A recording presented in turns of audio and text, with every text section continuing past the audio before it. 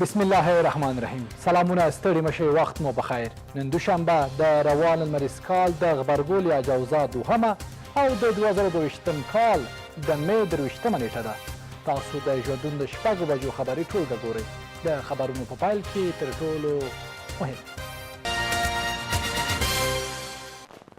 د کابل په شمول یو شمېر ولایتونه یو ځل بیا بې برېښنا شول.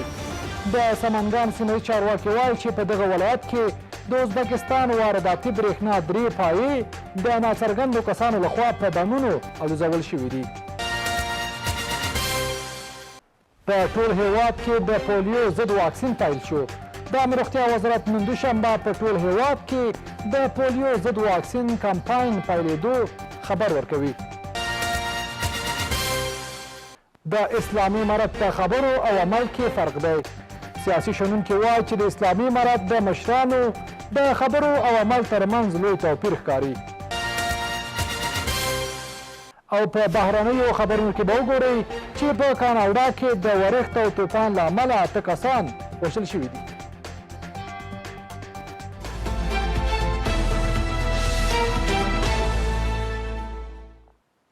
بیا هم ښه راوړاست. اوس هم بشپړ خبرونه. زه حکمت الله هوتک یم.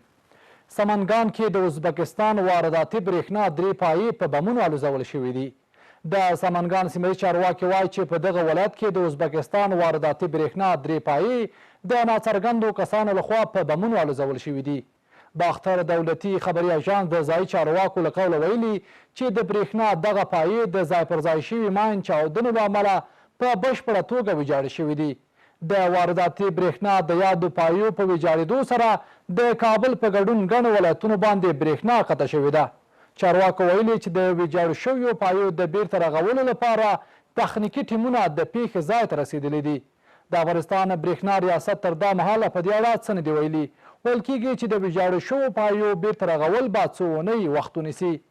تر دا مهاله د ازبکستان وارداتي برېښنا د دغو پایو د تخریب مسؤلیت کومې ډلې نه دی بنلی. بلخ کې تر 12 ټولګي پورې ټول ښوونځي پرانیستل شوي دي. سره له دې چې د هیواد په ګڼو ولایتونو کې د نجونو پر مخ د ښوونځیو دروازې تړلې دي، خو په بلخ ولایت کې نجونې تر 12 ټولګي پورې ښوونځیو ته ځي. د بلخ ولایت د پوهنې ریاست چارواکي وایي چې په دغه ولایت کې تر 12 ټولګي پورې ښوونځي د نجونو پر مخ پرانیستي دي. ښوونکي خپلو دندو ته ځي او سلګونه رسمي او قراردادي ښوونکي په دې ولایت کې په دندې بوخت دي. دوی وایي هڅه کوي د تعلیم او تربیې کیفیت لوړ کړي او په ښوونځیو کې لا ډېر نظم راوستل شي. په ورته وخت کې په مزار شریف ښار کې د نجونو د ښوونځیو زده کوونکو ویلي چې دوی په ارامه فضا کې خپلو زده کړو ته ادامه ورکوي، خو د ښوونکو او کتابونو د کمبود په څیر ستونزې د زده کړو خنډ دي. جعلي پاسپورټونه چاپ شوي د پیسو په بدل کې ویشل کیږي. د کورنیو چارو وزارت د پاسپورټ عمومي ریاست وایي په دې وروستیو کې یو شمېر کسانو په ګاونډي هیوادونو کې جعلي کتابچې چاپ کړي او د پیسو په بدل کې پر خلکو ویشي. دغه ریاست په اعلامیې کې ویلي چې یو شمېر کسان د استخباراتو سرتیرو لخوا په دې اړه نیول شوي او څېړنې ورڅخه روانې دي. یاد ریاست زیاته کړې چې د نیول شوو کسانو د اطلاعاتو او اعترافونو له مخې هغوی په ګاونډي هیوادونو کې د پاسپورټ سپینې کتابچې چاپ کړي او په قاچاقي ډول یې افغانستان ته راوړي دي. د پاسپورټ ریاست نه ده روښانه کړې چې دغه سپینې کتابچې په کوم ګاونډي هیواد کې چاپېدلې. د پاسپورټ عمومي ریاست له پاسپورټ اخیستونکو څخه غوښتي چې باید د کمیشنکارانو او جیل کوونکو لخوا فریب ونه خوري او هیڅ چاته دې د جعلي پاسپورټ ترلاسه کولو په بدل کې پیسې نه ورکوي. د پولیو ضد واکسین په ټول هیواد کې پیل شو. د عامه روغتیا وزارت نن دوشنبه په ټول هیواد کې د پولیو ضد واکسین کمپاین پیلېدو خبر ورکوي. د عامه روغتیا وزارت ویلي چې د پولیو ضد واکسین کمپاین په افغانستان کې د ملګرو ملتونو د ماشومانو د ملاتړ ادارې یا یونیسف په همکارۍ پیل شو. د روغتیا وزارت ویلي چې د یاد کمپاین پر مهال به تر 15 کلنې کم عمره 9.9 میلیون افغان ماشومانو ته د پولیو ضد واکسین څاڅکي ورکړل شي. د بیان له مخې دا په روان کال کې د پولیو واکسین 4م پړاو سرتاسري کمپاین دی چې ترسره کیږي. روغتیا وزارت ویلي چې د پولیو ضد واکسین کمپاین سره هممهاله له 6 میاشتو څخه تر 15 کلنې پورې ماشومانو ته د ناروغیو په مقابل کې د بدن معافیت لوړولو لپاره ویټامین ای ګولۍ هم ورکول کیږي. په بیان کې راغلي چې په دغه کمپاین کې هغه سرتیره ولایتونه هم شامل دي چې تر دې مخکې د پولیو واکسین ضد کمپاین څخه پاتې شوي وو. د یادولو وړ ده چې تیر میلادي کال په افغانستان کې د پولیو 4 مثبتې پیښې ثبت شوې وې چې 3 په کندوز ولایت او یوه یې په غزني ولایت کې ثبت شوې وه. د اسلامي امارت د مشرانو د خبرو او عمل ترمنځ لوی توپیر ښکاري وروسته له هغې چې د بهرنیو چارو وزارت سیاسي معین او د اسلامي امارت مخکښ غړي عباس انګزي د پوهنې، ښځو، سیاسي، اقتصادي او په نظامي چارو توندې نیوکې وکړې. شنونکي وایي د اسلامي امارت د مشرانو د خبرو او عمل ترمنځ لوی توپیر ښکاري او داسې معلومیږي چې د دوی ترمنځ ژور فکري اختلافات موجود دي. دوی وایي چې د اسلامي امارت ځینې غړي انحصار فکر لري او ځینې بیا د دې غوښتونکي دي چې یو اړخیزه سیستم رامنځته شي. د اسلامي امارت حکومت د بهرنیو چارو وزارت سیاسي مرستیال شیر محمد عباس سنګزي د اسلامي امارت د مخکینی مشر ملا اختر محمد منصور د شپږم تلین په مناسبت جوړې شوې غونډې ته په خپله وینا کې د اسلامي امارت لخوا پر ښځو د وروستیو لګول شویو بندیزونو له امله توندې نیوکې وکړې او ویل چې په تیرو 8 میاشتو کې شوی کار کافي نه دی او ولس د زیات کار غوښتنه لري. دا ښځه به اسلام چیرې زده کوي، شریعت به چیرې زده کوي، خو په مدرسه او مکتب کې به زده کوي کنه. او دا د حکومت وظیفه ده چې د فساد مخنیوی وکړي. دا چې په یو ځای کې فساد پیښیږي ناګزیره د دې په خاطر خو دا نه ده چې بس یو کتله له دغه نه واوښتل سي. د افغانستان نیمه جامعه ښځه ده، نیمه نفوس یې ښځې دي. که دا نفوس 40% وي 20 میلیونه 40 میلیونه 20 میلیونه یې ښځې دي. ښځو ته باید هغه حقوق ورکړل شي چې خدای رسول او زمونږ افغاني دود و کلتور بولي. خو شنونکي وایي چې اسلامي امارت د مشرانو د خبرو او عمل ترمنځ لوی توپیر ښکاري او داسې معلومیږي چې د دوی ترمنځ ژور فکري اختلافات موجود دي. ثابتوي چې د طالبانو ترمنځ څومره شدید اختلافات موجود دي، هغه هم په ډیرو مهمو مسایلو کې. په عین حال کې دا څرګندوي چې د طالبانو د حاکمي طبقې د خبرو او عمل ترمنځ څومره یو غټ تفاوت دی. دا هم ممکن دی چې طالبانو یو شمېر لوړپوړو او دنیا لیدلو طالبانو دا درکړي وي چې په دغه ډول چې دوی حکومت ولیکي دا د 2022 کال حکومت ولی نه دی او له همدې امله ښایي په داخل کې یا د دوی په خپلمنځي خبرو کې د عباس ستانکزي په څېر د خلکو خبرې نه وي اورېدل سوي او دغه ډول وینا کیدای سي یوه اعتراضي بڼه ولري. شنونکي وایي کوم څه چې عباس ستانکزي ویلي د اسلامي امارت د مهمو غړو نظر دی او دا هغه څه دي چې اسلامي امارت د دوحې په تړون کې امضا کړي دي. طالبانو په منځ کې ډېر اوچت تفاوت د دیدګاه وجود لري. یو تعداد رهبري په دې نظر دی چې نور په افغانستان کې جنگ باید ختم سي، یو همه شمول حکومت باید جوړ شي پر اساس تخصص وړتیا و ټولو اقشارو ته باید ځای ورکړل شي. اما یو تعداد ډله پر دې دي چې نه موږ جهاد ګټلی دی، موږ امریکایانو ته شکست ورکړی دی، باید دا ټولو قدرت زموږ په لاس کې اوسي او موږ اوسو چې څوک چاته اجازه ورکو چاته نه ورکو. او په دې نظر باندې دي چې ملایان د هرې دندې وړتیا لري. دوی وایي چې د اسلامي امارت ځینې غړي انحصاري فکر لري او ځینې بیا د دې غوښتونکي دي چې یو هر اړخیز سیستم رامنځته شي. د طالبانو د رهبري نظر اصلا دغه و چې عباس ستانکزي اعلان کړي. د قطر ګروپ د امریکایانو سره پر دغه موارد باندې تفاهم کړی و او دغه اوسنۍ کړنې چې د امر بالمعروف و نهی عن المنکر ته عنوان لاندې کیږي دا د طالبانو ټیم لکه عباس ستانکزی، امیر خان متقي، ملا برادر دا وی د داسې کړنو موافقه نه دي. دا کړنې د دوی فاصله د دنیا سره ډیروي. پر افغانستان د اسلامي امارت له بیا ځلې واکمنېدو وروسته پر ښځو یو شمېر محدودیتونه ولګېدل چې دا محدودیتونه په کور دننه او بهر له پراخو غبرګونونو سره مخ شول.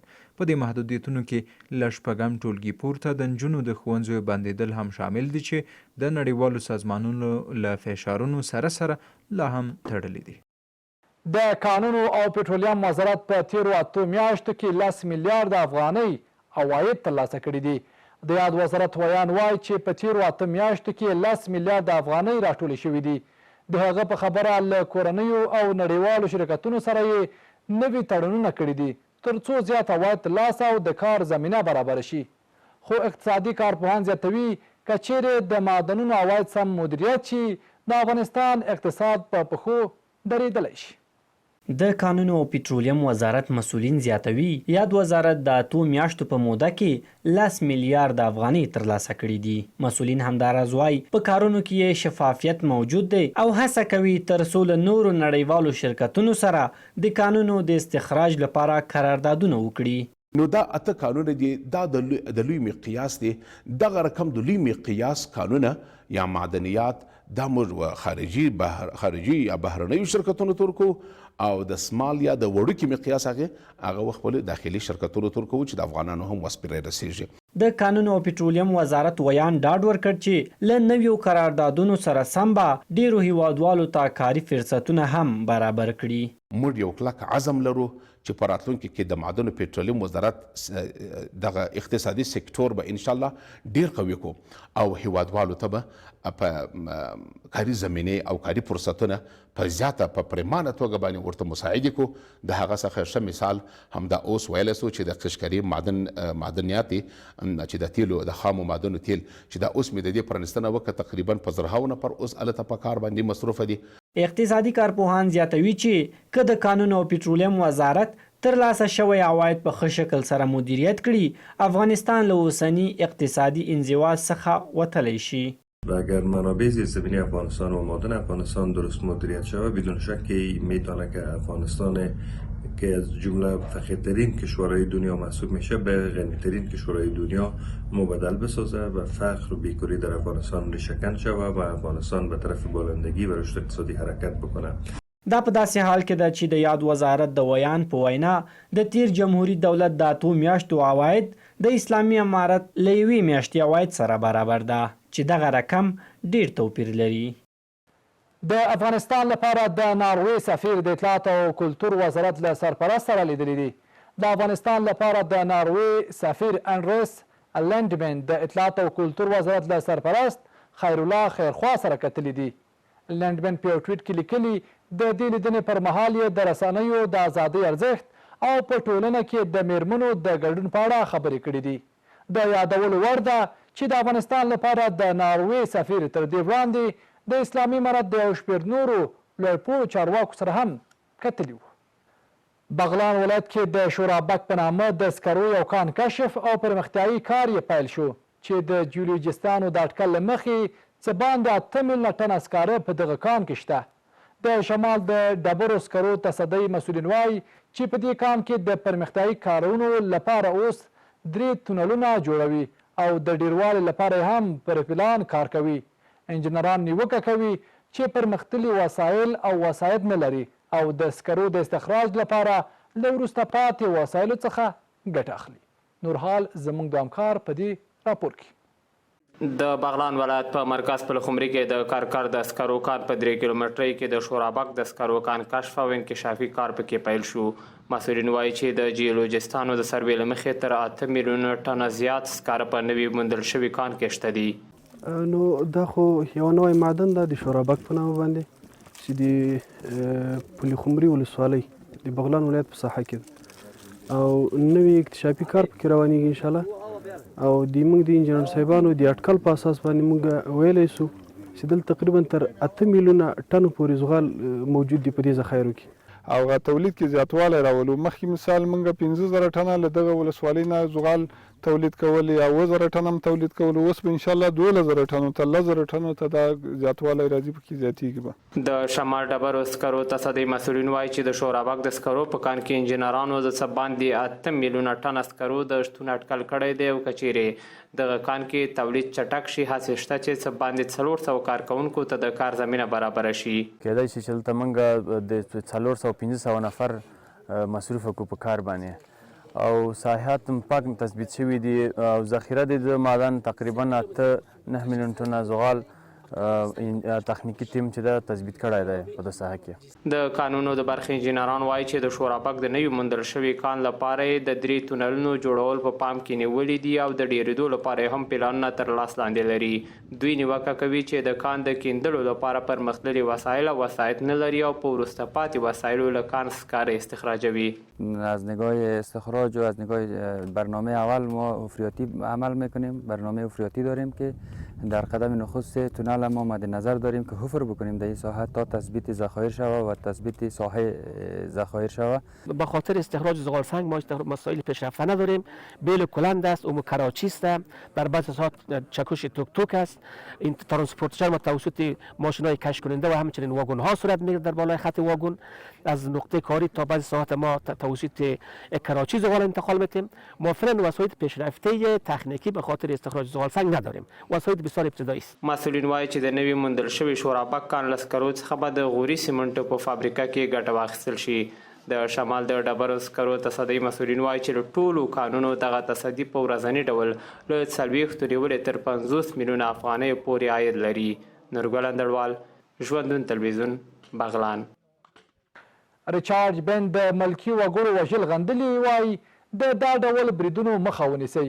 د افغانستان لپاره د بشري حقوقو په برخه کې د ملګرو ملتونو ځانګړي راپور ورکوونکي ریچارډ بن په افغانستان کې د ملکي وګړو پر وژلو خواشیني ښودلې، او دا ډول مرګ ژوبله یې خونړۍ پیښې بللې دي. ریچارډ بن په مزار شریف ښار کې تروریستي برید ته په اشارې سره چې شاوخوا یو میاشت وړاندې د شیعهګانو په جومات کې وشو پر ټویټر لیکلي چې دا ډول بریدونه وحشتناک دي، باید چې مخه یې ونیول شي. د هغه پر وینا چې پر ملکي وګړو برید کوونکي دې پیدا او عدالت ته راوستل شي. د افغانستان لپاره د بشري حقوقو په برخه کې د ملګرو ملتونو ځانګړي راپور ورکوونکي دا خبرې مزار شریف ته تر سفر کولو وروسته لیکلي، او ویلي دي چې هلته د قربانیانو له کورنیو سره لیدلي او خواخوږي یې ورسره ښودلې ده. یو میاشت وړاندې د مزار شریف په سیدکان جومات کې خونړۍ چاودنه وشوه چې لسګونه کسانو ته پکې مرګ ژوبله واوښته. د افغانستان پیژندل شوی غیږنیونکی محمد ابراهیم خدري ترکمنی د 92 کلونو په عمر په کابل کې وفات شو. د راپورونو له مخې نوموړی چې د عمر د زړښت له امله د کابل په یوه روغتون کې بستر و، پرون یې ساه ورکړې ده. د افغانستان دغه پیژندل شوی غیږنیونکی په 1962 کال په اندونیزیا کې د غیږنیونې په اسیایي لوبو کې د برنزو مډال ترلاسه کړی و. نوموړي چې په پهلوان ابراهیم مشهور و، په 1980 او 1964 کلونو کې د اولمپیک په لوبو کې هم ګډون کړی و، خو د کوم مډال په اخیستو نه و بریالی شوی. له ټولو خبري او تخنیکي همکارانو څخه په مننې د ژوندون د نن ورځې خبرې ټولګه هم دلته پای ته رسیږي. تر بیا مو پورې رب سپارم. ښې چارې.